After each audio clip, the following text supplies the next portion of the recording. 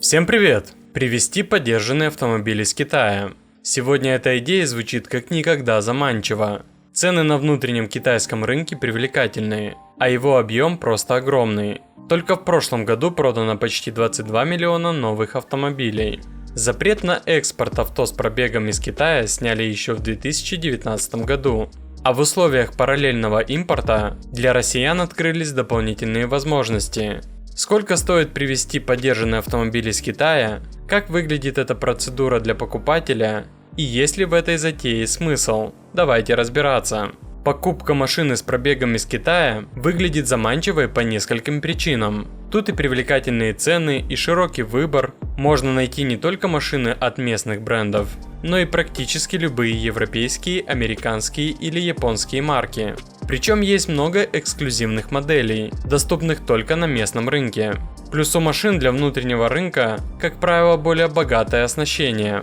Тот же условный Geely Coolray в Китае имеет больше опций, вариантов расцветки кузова и салона, чем машины белорусской сборки. Сегодня зашел на сайт autospot.ru и заметил, что предложений на новые авто стало гораздо больше, а скидки за наличные уже не редкость. Но тут все понятно, машины, ввезенные в прошлом году, дилерам нужно продать и привезти этого года. Валюта вновь скачет, и делать это надо максимально быстро. Ссылку на новые авто с достойными скидками, как за наличные, так и за кредит трейд-ин, я оставил в описании, пользуйтесь. Также на Автоспот вы найдете лучшее предложение на ТО вашего автомобиля. Как привезти подержанный автомобиль из Китая?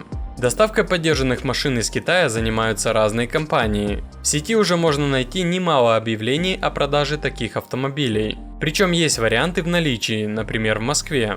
Но в основном машины предлагаются под заказ. Для расчета стоимости доставки взяты цены компании, базирующейся во Владивостоке.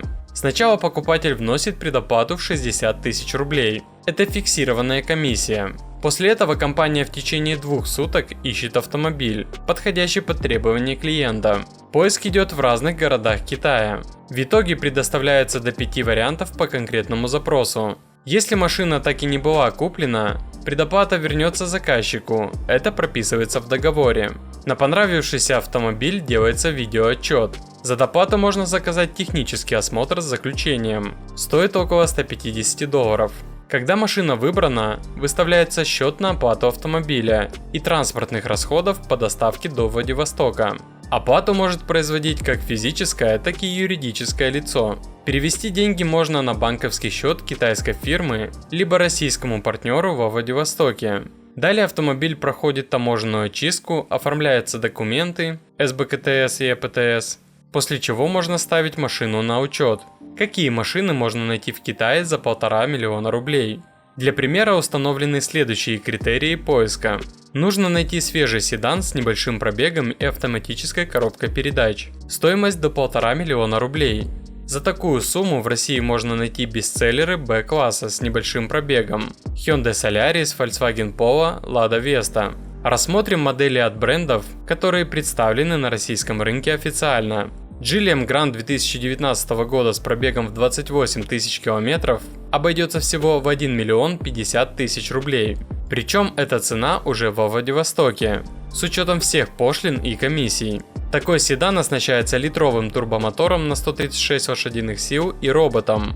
Машина с более мощным двигателем 1.4 на 141 лошадиную силу и схожим пробегом обойдется в 1 миллион 200 тысяч рублей. Флагманский седан Geely Preface будет стоить не сильно дороже. За модель 2021 года с пробегом до 30 тысяч километров нужно выложить примерно 1,5 миллиона рублей. Такой седан оснащен 2-литровым турбомотором на 190 лошадиных сил и роботом. Chery Ariza 5 Plus с минимальным пробегом до 10 тысяч километров обойдется в 930 тысяч рублей. Можно выбрать из машин 2021-2022 годов. Есть атмосферные и турбированные версии двигателя 1.5. Механика или вариатор. У компании FAW подходящего седана не нашлось. Однако в наш бюджет укладывается стильный лифтбэк Bestune B70. Машина 2022 года с пробегом в несколько тысяч километров обойдется в 1 миллион 400 тысяч рублей. Интересно, что на российских сайтах объявлений этот лифтбэк можно найти новым за 2,7 миллиона рублей. Еще один стильный и современный лифтбэк предлагает компания Chang'an. Модель UNI-V 2022 года с пробегом до 10 тысяч километров можно приобрести от 1 миллиона 300 тысяч рублей.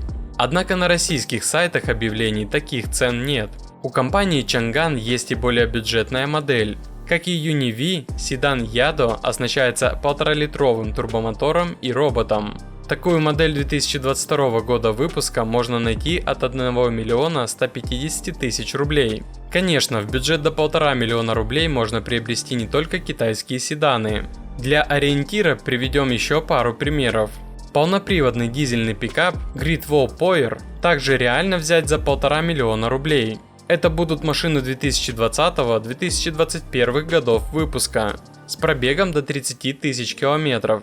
Стильный кроссовер Chang'an UNI-T 2021-2022 годов выпуска стоит от 1,5 миллиона рублей. Можно рассчитывать на пробег до 30 тысяч километров. Как происходит покупка подержанного авто из Китая? Искать автомобили можно двумя способами: самостоятельно, либо с помощью посредника. В первом случае вы потратите больше времени, зато будете сами отсматривать все понравившиеся варианты. К примеру, один из крупнейших сайтов объявлений называется chi168.com. Также стоит учитывать, что сайты берут комиссию обычно от 3 до 5% от стоимости автомобиля за проверку технического состояния и предоставление своей гарантии. Но действует она только на территории Китая, поэтому для российских покупателей это не особо актуально. Теперь давайте рассмотрим конкретный пример расчета стоимости подержанного автомобиля из Китая. Цена автомобиля в Китае.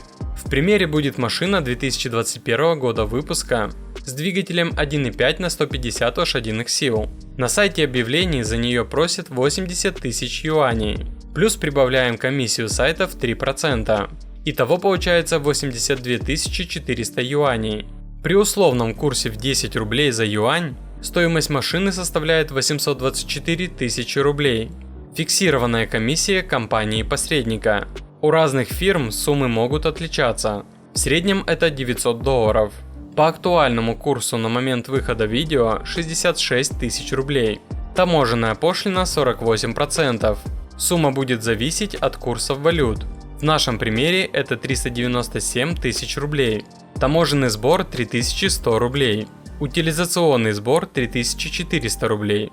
Услуга таможенного брокера 35 тысяч рублей. Услуга по оформлению СБКТС и ЭПТС 25 тысяч рублей.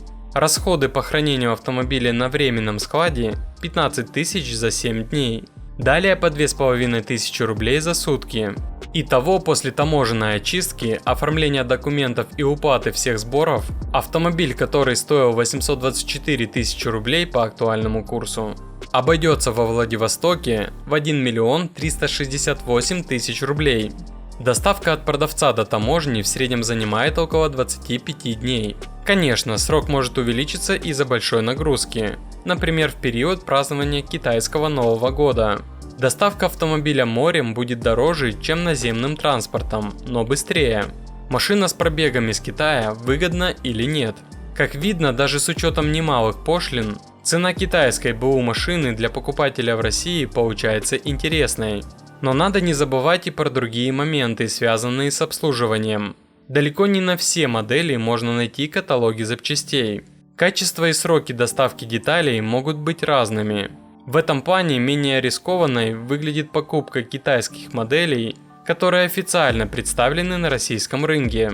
По ним уже есть каталоги, опыт обслуживания, можно посмотреть отзывы владельцев. В общем, на данный момент рынок подержанных машин из Китая для российских покупателей открыт, а цены выглядят вполне привлекательно. Конечно, приобретая редкую модель, стоит заранее подумать о том, как вы будете ее обслуживать. Но если решились на такую покупку, лучше особо не тянуть, ведь условия меняются быстро. Сколько еще будут действовать текущие правила ввоза и импорта и какими будут цены подержанных автомобилей из Китая, пока вопрос открытый. А как вам идея покупки подержанного автомобиля из Китая? Пишите в комментариях.